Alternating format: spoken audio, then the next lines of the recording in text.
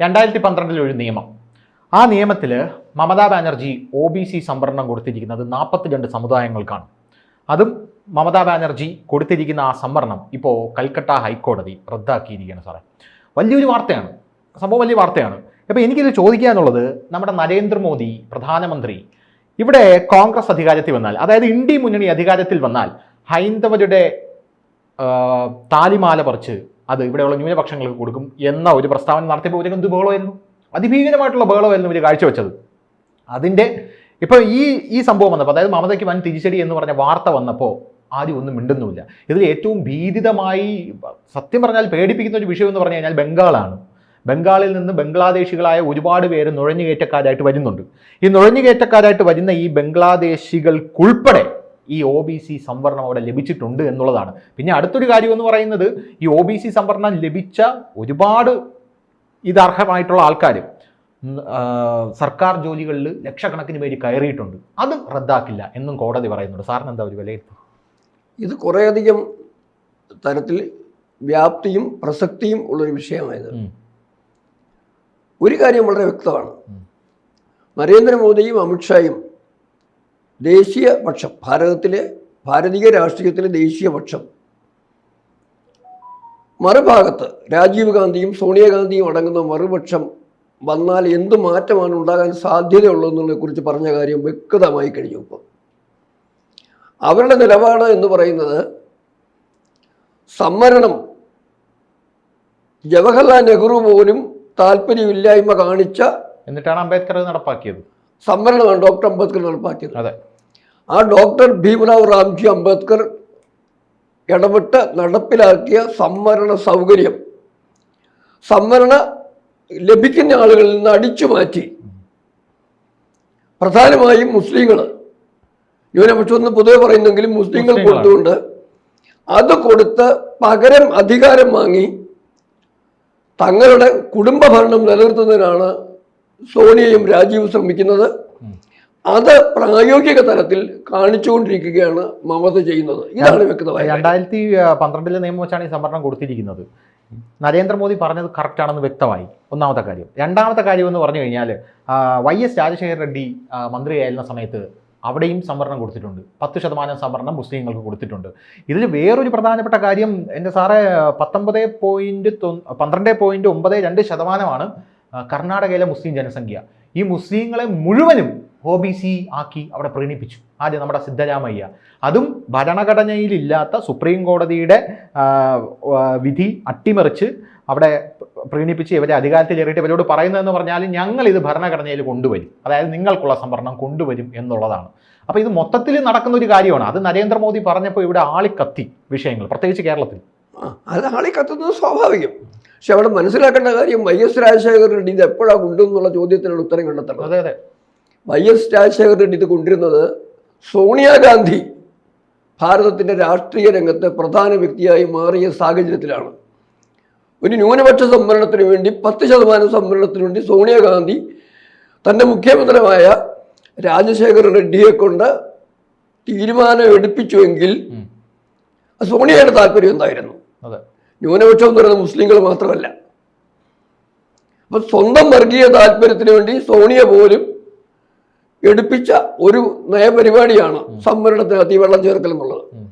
ഇവിടെ മനസ്സിലാക്കേണ്ട കാര്യം എന്തെന്ന് പറഞ്ഞാൽ, ഈ രീതി സംവരണം അത് ന്യൂനപക്ഷ സമുദായത്തിൽ എന്ന് പറഞ്ഞാൽ മതപരമായ സംവരണം ഭരണഘടനയ്ക്ക് സാധ്യമല്ല, ഭരണഘടനാപരമായിട്ട് ഇല്ല, ശരിയല്ല എന്ന് പറഞ്ഞതുകൊണ്ടാണ് രാജശേഖര റെഡ്ഡിയുടെ ആന്ധ്രയിലെ സംവരണത്തെ അന്ന് കോടതി റദ്ദ് ചെയ്തത്. പിന്നെയാണ് മമതാ ബാനർജി ആണെങ്കിലും കർണാടക ഗവൺമെൻറ് ആണെങ്കിലും തെലങ്കാന ഗവൺമെൻറ് ആണെങ്കിലും ഒക്കെ ഈ വളഞ്ഞ വഴി അന്വേഷിക്കാൻ തുടങ്ങിയത്. അവർ ചെയ്ത കാര്യം, മുസ്ലിം എന്ന് പറഞ്ഞ് സംവരണം കൊടുക്കാൻ വയ്യാത്ത സാഹചര്യം ഉള്ളതുകൊണ്ട് ഭരണഘടനാപരമായിട്ട് കൊടുക്കാൻ പറ്റില്ല, ഭരണഘടനാ വിരുദ്ധമാണ്. ഭരണഘടനയെ അട്ടിമറിക്കാൻ വേണ്ടി ഏതാണ്ട് അടിയന്തരാവസ്ഥ കൊണ്ടുവന്നൊരു ശൈലിയിൽ, വേറെ അത്രയ്ക്ക് ഗൗരവമില്ലെന്നേ ഉള്ളൂ. ഇവരെ നിലവിലുള്ള സംവരണം അനുഭവിക്കുന്ന OBC, SC, ST, അതിൽ പ്രധാനമായിട്ട് OBC വിഭാഗത്തിലേക്ക് മുസ്ലിങ്ങളെ കൂട്ടമായി ചേർക്കുന്ന രീതി ആരംഭിച്ചു. അവിടെ രണ്ട് കാര്യമുണ്ട് നമ്മൾ മനസ്സിലാക്കേണ്ടത്. ഒന്ന്, മുസ്ലിമായിട്ടോ ക്രിസ്ത്യാനിയായിട്ടോ മതപരിവർത്തനം ചെയ്തു കഴിഞ്ഞാൽ അവിടെ തുല്യതയുണ്ട്, മൊത്തം സാഹോദര്യമാണ്, അവിടെ സംവരണത്തിൻ്റെ ആവശ്യമില്ലെന്നാണ്, പ്രത്യേക പരിഗണന ഇല്ല, വിവേചനമില്ല, മാറ്റി നിർത്തുന്നില്ല എന്ന് പറഞ്ഞ സമൂഹത്തിലേക്കാണ് ഇവർ ഈ സംവരണം കുത്തിക്കയറ്റുന്നത്. അതെ, മൊത്തം മുസ്ലിങ്ങൾക്ക് പറഞ്ഞല്ല ചെയ്യുന്നത്, മുസ്ലിങ്ങളെ പല വിഭാഗങ്ങളായിട്ട് തിരിച്ചു. അങ്ങനെയാണ് മമതയും ചെയ്തത്. അത് ശ്രദ്ധിച്ചോ? മമത എങ്ങനെ ചെയ്തെന്ന് ശ്രദ്ധിച്ചോ? അതെ അതെ. മമത ചെയ്തിരിക്കുന്നത് 2011 ഈ പറയുന്ന ഇത്രയും 11 തൊട്ട് നിലവിലുള്ള ആ ഒരു കൂട്ടിച്ചേർക്കലിനെയാണ്, അതിനുവേണ്ടി കൊടുത്ത സർട്ടിഫിക്കറ്റിനെയാണ് 5 ലക്ഷം സർട്ടിഫിക്കറ്റിനെ ഇപ്പം 5 ലക്ഷത്തിലധികം സർട്ടിഫിക്കറ്റിനെ ഇപ്പം ഹൈക്കോടതി റദ്ദാക്കിയത്. മമത ചെയ്തെന്ന് പറയുന്നത് ഈ മുസ്ലിങ്ങളെ വേറെ വേറെ വിഭാഗങ്ങളായിട്ട് തിരിച്ചിട്ട് ആ വിഭാഗങ്ങൾക്കെല്ലാം സംവരണം കൊടുക്കാമെന്ന് പറഞ്ഞ് 180 സംഖ്യ കൃത്യമായിട്ട് ഓർക്കുന്നില്ല, അതിലെ 112 മുസ്ലിങ്ങൾക്കാക്കി. അപ്പം നേരത്തെ സംവരണം അനുഭവിച്ചുകൊണ്ടിരുന്ന വിഭാഗത്തിലേക്ക് വിവിധ മുസ്ലിം വിഭാഗങ്ങളെ കയറ്റിയപ്പം അവരേതാണ്ട് 60% അധികമായി. എന്നിട്ട് വേറെ ഒരു സബ് ഗ്രൂപ്പ് ഉണ്ടാക്കി. അതാണ് ഏറ്റവും രസകരം. അത് 90 പേരുള്ളൊരു വേറൊരു പട്ടിക, മുൻഗണനാ പട്ടിക എന്ന് മനസ്സിലാക്കൂ. ആ മുൻഗണനാ പട്ടികയിൽ 81 മുസ്ലിം വിഭാഗങ്ങളും കേവലം 9 മാത്രം ഹിന്ദുക്കളും. അല്ല, ഇത് അപകടകരമായ ഒരു ഗതിയിലേക്കാണ് ഇത് പോകുന്നത് എന്നുള്ളതിൽ തർക്കമൊന്നുമില്ലല്ലോ.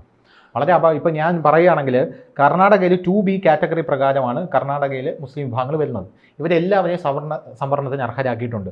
മുസ്ലിങ്ങളുടെ ജാതി ഇല്ല എന്ന് സാറിന് തോന്നുന്നില്ലല്ലോ.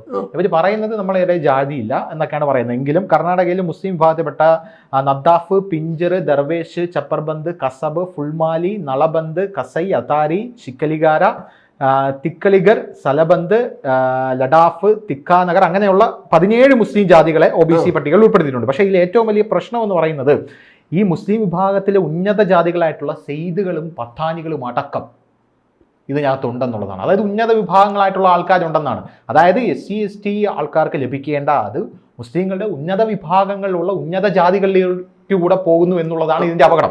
OBC വിഭാഗത്തിൽപ്പെടുന്നവർ, അതെ, OBC ആക്കിയവരെ OBCയിലേക്ക് അവരെ ആക്കി. ഇവിടെ വരുന്ന പ്രശ്നം ഇത് തന്നെയാണ്. ഈ പറഞ്ഞ പേരുകളുണ്ടല്ലോ, അതെ അതെ, ഇതുപോലുള്ള പേരുകൾ ചേർത്താണ് ഈ പശ്ചിമ ബംഗാളിൽ ചെയ്തിരിക്കുന്നത്. പക്ഷെ പശ്ചിമ ബംഗാൾ ചെയ്യുമ്പോൾ പ്രധാന കാര്യം ആദ്യം തന്നെ ധനുഷ് പറഞ്ഞ കാര്യമാണ്. അവിടെ അതിൻ്റെ ബെനിഫിഷ്യറീസിൻ്റെ പട്ടികയിൽ വരുന്നത്, അതിൻ്റെ പരിധിയിൽ വരുന്നത് ബംഗ്ലാദേശിൽ നിന്ന് കുടിയേറിയവരും അതിനേക്കാൾ അപകടകാരികളായി റോഹിംഗ്യൻ വംശജരുമാണ്. അങ്ങനെ വന്നു കയറിയവർക്ക് ഒരു നിയന്ത്രണവും ഇല്ലാതെ അവർക്ക് സ്വാഭാവികമായിട്ടും കള്ളത്തരത്തിൽ ആധാർ കാർഡ് വരെ കൊടുത്ത്, റേഷൻ കാർഡ് കൊടുക്കുന്നുണ്ട്, എല്ലാം കൊടുത്ത് അവരെ നമ്മുടെ വോട്ടർ പട്ടികയിൽ പേര് ചേർത്ത് അവരെ വോട്ട് ബാങ്കിന്റെ ഭാഗമാക്കി മാറ്റി വോട്ട് നേടുന്നതിനുള്ള പരിപാടി ഒന്ന്. കഷ്ടമാണെന്ന് ആലോചിച്ചു. എന്നിട്ട് അതുകൊണ്ട് തന്നെയാണ് ഈ പൗരത്വ ഭേദഗതി ബില്ല് പോലുള്ള കാര്യങ്ങളെ എതിർക്കപ്പെടുന്നത്. NRC, അതിന് പ്രധാനമായിട്ട് NRC, പൗരത്വ രജിസ്റ്റർ, പൗരത്വ രജിസ്റ്ററിനെയൊക്കെ എതിർക്കുന്നതിന്റെ കാരണം അതാണ്. വ്യവസ്ഥയാവത്തില്ലേ? നമ്മുടെ രാജ്യത്തിന്റെ ആഭ്യന്തര സുരക്ഷയ്ക്ക് തന്നെ ഇത് വലിയൊരു ഭീഷണിയില്ലേ? അതെ, രാജ്യത്തിന്റെ ആഭ്യന്തര സുരക്ഷ ഇവർക്ക് വിഷയമേ അല്ലല്ലോ. വിഷയമേ അല്ല, അതൊരിക്കലും ഇവർക്ക് വിഷയമേ അല്ല. അപ്പൊ ഇങ്ങനെ വന്നതാണ്. ഇതിനെയാണ് നരേന്ദ്രമോദി, അമിത്ഷായൊക്കെ കൃത്യമായിട്ട് ഈ തെരഞ്ഞെടുപ്പ് ചൂണ്ടിക്കാണിച്ചിരിക്കുന്നത്. അപ്പോഴാണ് പറയുന്നത് നിങ്ങൾ വികസനത്തിനപ്പുറമായിട്ട് ഈ പറയുന്ന വ്യത്യസ്തമായ തലങ്ങളിലേക്ക് പോകുന്നു എന്ന് പറയുന്നത്. ഇവിടെ ഏറ്റവും പ്രധാനമായിട്ട് രാഹുൽ ഗാന്ധിയുടെ ഒരു സ്റ്റേറ്റ്മെന്റ് ഉണ്ട്, ഇന്നലത്തെ ഒരു പ്രസ്താവനയുണ്ട്. അത് കേൾക്കാനിടയിട്ടുണ്ടെന്ന് എനിക്കറിയില്ല. അത് വേറൊന്നുമല്ല, ഞാൻ ഉണ്ടായ അന്ന് തൊട്ട് സിസ്റ്റത്തിൻ്റെ ഭാഗമാണ്. എൻ്റെ അമ്മൂമ്മ എന്ന് പറയുന്ന ഇന്ദിരാഗാന്ധി പ്രധാനമന്ത്രിയുടെ വീട്ടിലാണ് ജനിച്ചത്. അന്ന് തൊട്ട് ഞാൻ പ്രധാനമന്ത്രിയുടെ വീട്ടിൽ കയറുന്നതിനും ജീവിക്കുന്നതിനും ഇട കിട്ടിയതുകൊണ്ട്, ഓഫീസിലും പോകുന്നതിന് സ്വാതന്ത്ര്യം കിട്ടിയതുകൊണ്ട് ഞാൻ സിസ്റ്റത്തിൻ്റെ ഭാഗമാണ്. ശേഷം രാജീവ് ഗാന്ധി പ്രധാനമന്ത്രിയായി, എൻ്റെ അച്ഛൻ, ഞാൻ സിസ്റ്റത്തിൻ്റെ ഭാഗമായി.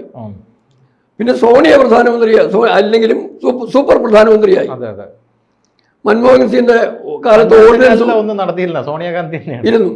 ഇതെല്ലാം കൊണ്ട് ഞാൻ സിസ്റ്റത്തിന്റെ ഭാഗമാണ്. ഞാൻ ഇത്ര കൊല്ലമായിട്ട് സിസ്റ്റത്തിന്റെ ഭാഗമായിരിക്കുന്നത് കൊണ്ട് എന്നെ സിസ്റ്റം എന്നെ പഠിപ്പിക്കണ്ട. അടുത്തതാണ് ഏറ്റവും രസം, അതാണ് സെൽഫ് ഗോൾ ലാസ്റ്റ് വന്നത്. ഈ കാലം എത്രയും ഈ നാട്ടിലെ പട്ടികജാതിക്കാരെയും പട്ടികവർഗക്കാരെയും പിന്നോക്ക വിഭാഗത്തെയും അടിച്ചമർത്തിയിരിക്കുകയായിരുന്നു. എന്തുണ്ട്? അപ്പൊ ഇവരുടെ മുഴുവൻ അടിച്ചമർത്തലിന്റെ ഉത്തരവാദി ഞാനാണെന്ന് സ്വയം അങ്ങ് പറയുക. ഇതിന് കൂടെ മനസ്സിലാക്കേണ്ട കാര്യം ആ അടിച്ചമർത്തൽ തുടരാൻ വേണ്ടിയാണ് അവർക്ക് കിട്ടിക്കൊണ്ടിരിക്കുന്ന സംവരണാനുകൂല്യം മുസ്ലിം ജനവിഭാഗങ്ങൾക്ക് മാറ്റിക്കൊടുത്ത് ആ മുസ്ലിം പ്രീണനം നടത്തി അവരുടെ വോട്ട് കൈക്കലാക്കുന്നതിനുള്ള പുതിയ തന്ത്രം ഇറക്കിയിരിക്കുന്നത്. ഏതായാലും ഒരു കാര്യം മനസ്സിലാക്കേണ്ടതുണ്ട് ഇവിടെ, അത് നടക്കുകയില്ലെന്ന് രാഹുൽ ഗാന്ധിക്ക് മനസ്സിലായി കഴിഞ്ഞു. ജൂൺ 4 കഴിഞ്ഞാൽ ഇതൊന്നും രാജ്യത്തെ ജനങ്ങൾ അംഗീകരിക്കുന്നില്ല എന്ന കൃത്യമായ സന്ദേശം കിട്ടും. തന്നെയല്ല, ഇത് കേട്ടാൽ തലയ്ക്കകത്ത് ആൾസഞ്ചാരമുള്ള പൗരസമൂഹം, ഇവിടെ ഒരു പരിശ്രമം ഉണ്ടായിരുന്നല്ലോ, ഹിന്ദുക്കളെ ഭിന്നിക്കുക ജാതിയുടെ പേരിൽ, മുസ്ലിങ്ങളെ ഒന്നിപ്പിക്കുക അവരുടെ താല്പര്യങ്ങൾക്ക് വേണ്ടി, ഇതായിരുന്നു തന്ത്രം. ഈ 2 തന്ത്രവും ഇവിടെ പരാജയപ്പെടാൻ തന്നെ പോവുകയാണ്.